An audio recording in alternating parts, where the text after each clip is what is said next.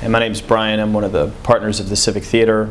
A typical day in New Orleans, it's a great question, and one that's easy and hard to answer at the same time.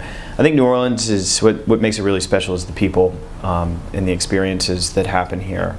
And so it's not really a city for planning, at least is the way I see it. It's not the best city to make plans to say, I'm going to do this, this, then this.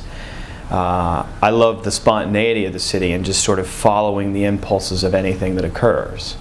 I certainly have my favorite restaurants and favorite music clubs and bars, but I rarely make plans that I lock into and commit unless it's with a group of people that I know that I really want to be with, because you never know who you're going to run into and meet and in what direction it's going to take you. Typical morning, probably either start off at Slim Goodies or Satsuma for breakfast, and that's usually after a bike ride. I'm a big cyclist, even though this city isn't much known for cycling.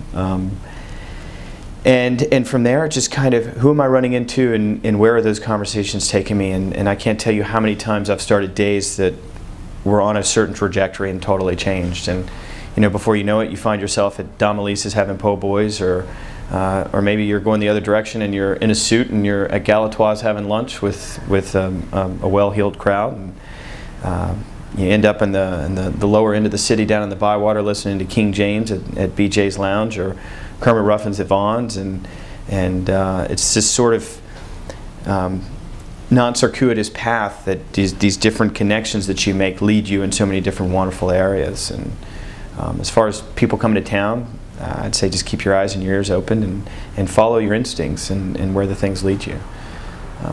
Great restaurants all over this city. You can't go wrong with friends at Bacchanal, having wine and listening to music.